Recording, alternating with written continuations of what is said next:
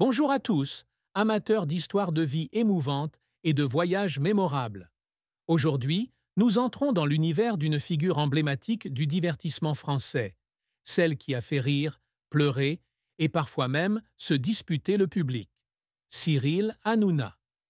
Préparez-vous à découvrir une histoire qui ne se limite pas à la gloire de la télévision, mais qui évoque aussi la douleur, les larmes et les secrets les plus profonds de sa vie. Si vous aimez ce genre d'histoire, n'oubliez pas d'activer la cloche de notification et de vous abonner à la chaîne pour ne manquer aucune vidéo. C'est parti! Cyril Valéry Isaac Hanouna est né le 23 septembre 1974 à Paris, en France, dans une famille juive tunisienne immigrée en France en 1969. Ayant grandi au Lilas, en banlieue de Seine-Saint-Denis, l'enfance de Cyril n'a pas été facile. Son père, Ange Hanouna, est médecin généraliste et sa mère, Esther Citruc, tient une boutique de vêtements haut de gamme à Vincennes. Malgré sa situation économique, Cyril s'est toujours senti différent.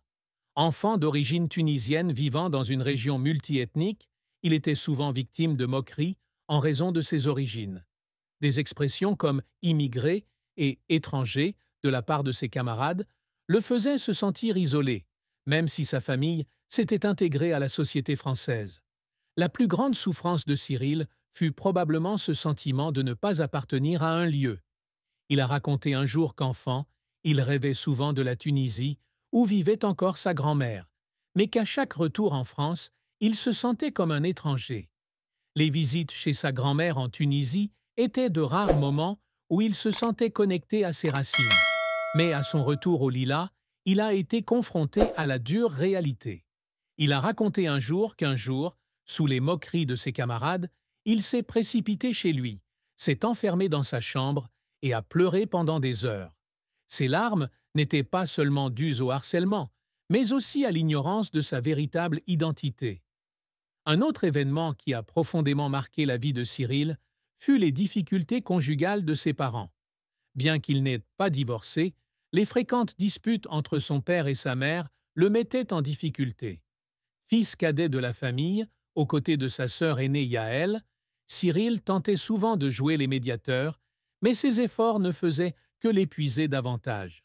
Il racontait un jour qu'il y avait des nuits où il restait au lit à écouter ses parents se disputer dans la pièce voisine, le cœur lourd de ne rien pouvoir faire pour les aider.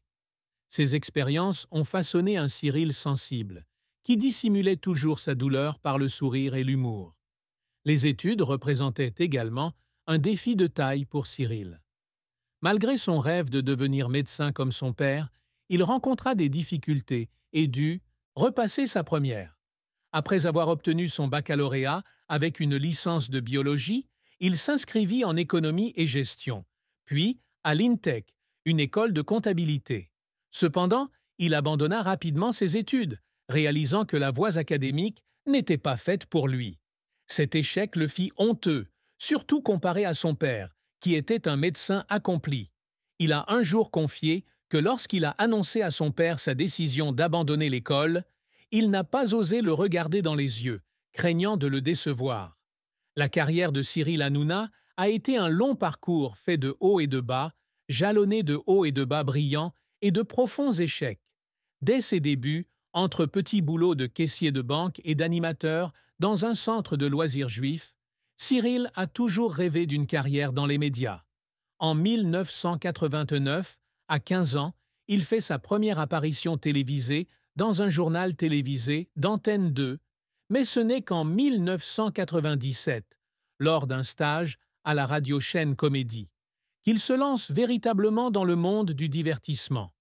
Il y écrit les textes des bandes annonces, un travail modeste qui lui ouvre les portes de plus grandes opportunités. En 1999, Cyril décroche son premier succès en co-scénarisant la série humoristique Sur la vie d'une mère pour France 2. Le succès de cette série le rapproche du public. Ce n'est cependant qu'en 2010, lorsqu'il devient le présentateur de Touche pas à mon poste, TPMP, sur France 4, que Cyril devient véritablement une star. L'émission, diffusée sur C8, devient un phénomène culturel en France, attirant des millions de téléspectateurs chaque soir grâce à son style d'animation dynamique, humoristique et parfois controversé. TPMP n'est pas seulement un talk show sur la télévision et les médias, c'est aussi un lieu où Cyril révèle sa personnalité unique, des blagues spontanées aux débats passionnés. Cyril s'est également imposé comme producteur. En 2010, il a fondé H2O Productions, qui a produit non seulement TPMP, mais aussi d'autres émissions comme Balance ton poste et Face à Baba. Le succès de H2O Productions lui a permis de bâtir un petit empire médiatique dont l'influence s'est étendue à de nombreuses chaînes appartenant au milliardaire Vincent Bolloré. En dehors de la télévision, Cyril s'est essayé à d'autres domaines, de l'animation d'émissions de radio sur Europe 1 et Virgin Radio, au tournage de films comme La vérité si je mens 3 et à la production de films comme Les Segpas. Il a également animé le concours Eurovision de la chanson et Nouvelle Star, consolidant sa réputation d'une des personnalités les plus polyvalentes du showbiz français. Cependant, la carrière de Cyril n'a pas été sans heurts. L'un des plus grands chocs a été la fermeture de la chaîne C8, qui diffusait TPMP en février 2025, faute de renouvellement de licence par Arcom. Cela a contraint Cyril à diffuser l'émission en ligne, une décision risquée. Il a un jour confié qu'à l'annonce de la fermeture de C8, il avait eu l'impression que son monde s'était écroulé. Seul dans son bureau, il contemplait des photos souvenirs de l'équipe de TPMP et ne pouvait retenir ses larmes. Pour lui, TPMP était plus qu'une simple émission, c'était sa deuxième famille. Un autre revers a été la controverse entourant son style d'animation. Cyril a été vivement critiqué pour ses blagues sexistes et homophobes dans TPMP. En 2016, le Conseil supérieur de l'audiovisuel, CSA, a ouvert 2 enquêtes administratives sur l'émission pour ses agissements. Un segment de l'émission, dans lequel Cyril créait un faux profil de rencontre et se moquait des hommes qui répondaient, a provoqué l'indignation de la communauté. Il a été décrit par la presse comme un animateur choc et un tyran de C8. Ces critiques ont profondément blessé Cyril. Il a un jour raconté qu'après avoir lu un article le qualifiant de vandale culturel, il avait pleuré dans sa voiture sur le chemin du retour, se demandant s'il faisait fausse route. Les efforts de Cyril pour maintenir sa position dans l'industrie des médias ont également porté leurs fruits. Il travaillait sans relâche, filmant souvent 12 à 14 heures par jour, sans compter le temps passé à préparer des scénarios et à gérer une société de production. Un jour, épuisé, il est tombé malade sur le tournage et a dû être hospitalisé. À son réveil, il a trouvé sa mère assise à côté de son lit, lui tenant la main et pleurant. Ce moment l'a fait pleurer, non pas à cause de la douleur physique, mais parce qu'il a réalisé qu'il avait repoussé ses limites pour prouver sa valeur. Concernant sa vie privée, Cyril Hanouna a toujours gardé secret les détails de sa vie amoureuse, mais ces dernières années, il s'est montré plus ouvert. Il était marié à Émilie, une enseignante, qu'il avait rencontrée à l'anniversaire d'un ami commun en 2003. Ils ont eu 2 enfants ensemble, Bianca née en 2011 et Lino né en 2012. Cependant, leur mariage a pris fin en 2019. Récemment, Cyril a révélé avoir trouvé l'amour avec une femme extérieure au monde du spectacle, qu'il appelait « une lumière dans les jours sombres ». Mais ce qui a choqué le public, c'est lorsqu'il a annoncé que sa petite amie actuelle avait reçu un diagnostic de cancer du sein à un stade précoce. Évoquant la maladie dans un épisode spécial de TPMP, Cyril n'a pas pu retenir ses larmes. Il a raconté qu'à l'annonce du diagnostic, sa petite amie et lui étaient assis dans le cabinet du médecin, main dans la main. Elle a essayé de sourire pour qu'ils ne s'inquiètent pas, mais lorsqu'ils sont rentrés chez eux, Cyril l'a serré dans ses bras et a pleuré comme un bébé. Il se sentait impuissant, incapable de supporter sa douleur. La maladie a changé sa vision de la vie. Il a commencé à participer à des campagnes de sensibilisation au cancer du sein et à faire des dons à des organismes de recherche. Cependant, Il a admis qu'à chaque fois qu'il voyait sa petite amie épuisée après les séances de chimiothérapie, son cœur se brisait. Cyril a confié que la maladie de sa petite amie lui rappelait que la vie est trop courte pour être gâchée. Il a expliqué qu'il l'avait demandée en mariage juste après son premier traitement, non pas par précipitation, mais parce qu'il voulait qu'elle sache qu'il serait là pour elle, quoi qu'il arrive. Au moment où il s'est agenouillé pour la demander en mariage, ils ont tous deux versé des larmes de bonheur mêlées de peur pour l'avenir. Pour Cyril, cette maladie n'était pas seulement un défi, mais aussi une opportunité d'apprendre à aimer et à apprécier ce qu'il avait. La relation actuelle de Cyril avec sa petite amie est une histoire émouvante, mais elle n'a pas toujours été simple. Bien qu'il s'aime beaucoup, Cyril admet que son emploi du temps chargé lui a causé beaucoup de stress. Sa petite amie, qui aime la simplicité, se sent parfois mal à l'aise face à l'attention des médias. Elle lui a un jour confié qu'elle ne voulait pas être la femme à côté de Cyril Hanouna, mais qu'elle voulait juste être elle-même. Ces mots firent beaucoup réfléchir Cyril, qui avoua se sentir parfois coupable de l'avoir entraîné dans son monde complexe. Un autre aspect sombre de leur relation résidait dans leur façon différente d'affronter la maladie. Si sa petite amie s'efforçait toujours de rester optimiste, il était souvent hanté par la peur de la perdre. Un jour, après une dispute concernant son refus de se reposer davantage, elle lui avoua qu'elle ne voulait pas qu'il la traite comme une patiente, mais qu'il l'aime comme une femme normale. Ces mots furent un coup dur pour Cyril. Il raconta qu'après cette conversation, il se promenait seul dans Paris, en pleurant, se reprochant de ne pas avoir été assez sensible pour comprendre ses sentiments. Malgré leur désaccord, ils s'efforcèrent malgré tout de maintenir leur relation avec compréhension. Cyril disait que sa petite amie était celle qui lui rappelait toujours la valeur de la sincérité. Elle était aussi la seule personne capable de lui faire oublier temporairement les pressions du travail. Il a un jour raconté le souvenir d'un soir, après l'annulation de TPMP sur C8, où il rentrait déprimé, lorsqu'elle lui avait préparé un dîner avec des plats tunisiens que sa grand-mère avait l'habitude de préparer. Ce moment, bien que simple, l'a aidé à reprendre confiance en la vie. Concernant son précédent mariage avec Émilie, Cyril a admis qu'il ne passait pas assez de temps avec sa famille. Son travail, avec son emploi du temps chargé et sa pression constante, la plongeait dans la solitude. Elle lui a un jour confié qu'elle ne voulait pas rivaliser avec le public pour son amour. Cette déclaration a suscité des remords chez Cyril, qui pense que c'est l'une des raisons de leur rupture. Bien que divorcés, ils entretiennent toujours une bonne relation pour le bien de leurs enfants. En termes de fortune, Cyril Hanouna est l'une des personnalités médiatiques les plus riches de France, mais le montant exact de sa fortune fait débat. Les estimations de sa fortune varient entre 25 et 275 millions de dollars selon les sources.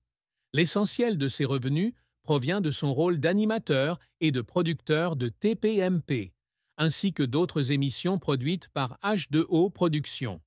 Il tire également ses revenus de contrats publicitaires, de marques personnelles telles que des parfums et des vodkas à son nom, et d'une ligne de vêtements baptisée Cyril Hanouna Séduction.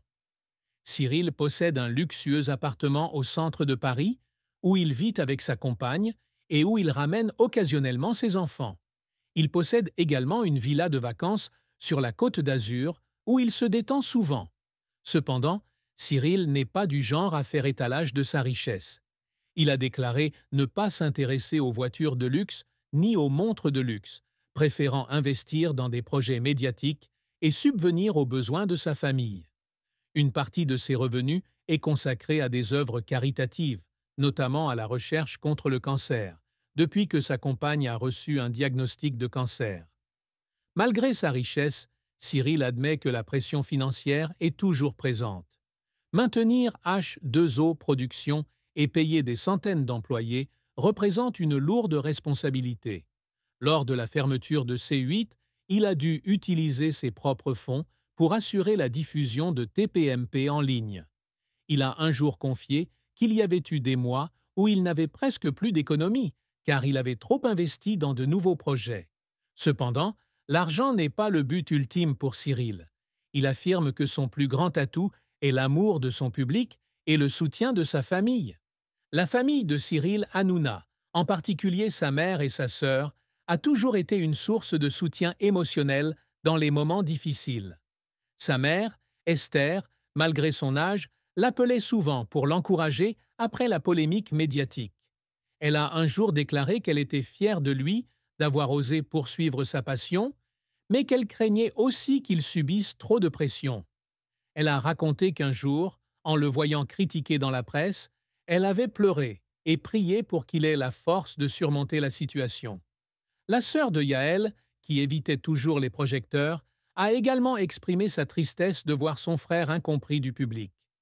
Elle a expliqué que Cyril était une personne très émotive, mais qu'il le cachait souvent pour préserver son image de force. Elle se souvient qu'un jour, alors que Cyril était enquêté par le CSA pour ses déclarations dans TPMP, il l'avait appelé et avait pleuré. Il disait avoir peur d'avoir blessé ceux qu'il aimait.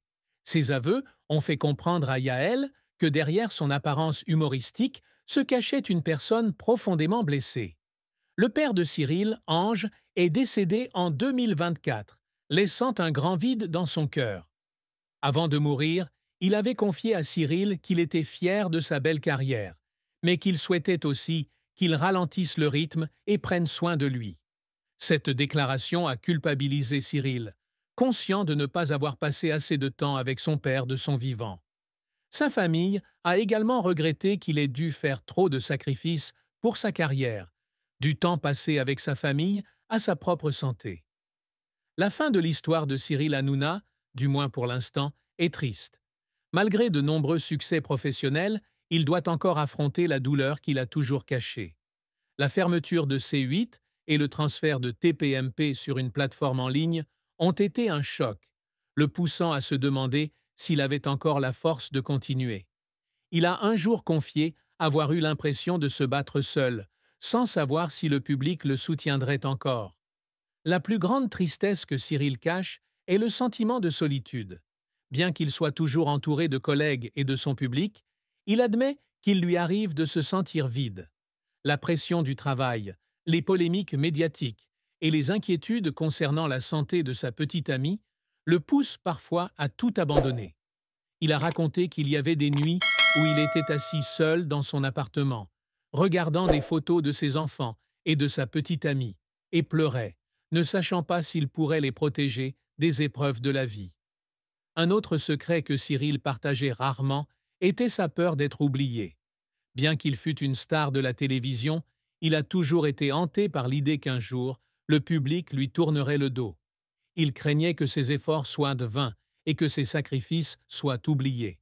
Cette peur, combinée aux blessures du passé, a fait de Cyril une personne complexe, à la fois forte et vulnérable. Malgré sa tristesse, Cyril a continué d'avancer.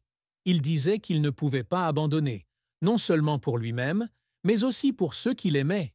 Il est convaincu que chaque épreuve est une leçon et que chaque larme témoigne de sa résilience.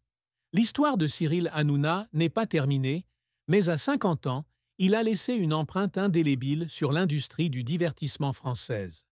Et peut-être, derrière son auréole, continuera-t-il à lutter contre la douleur que lui seul connaît, que lui seul connaît, que lui seul connaît.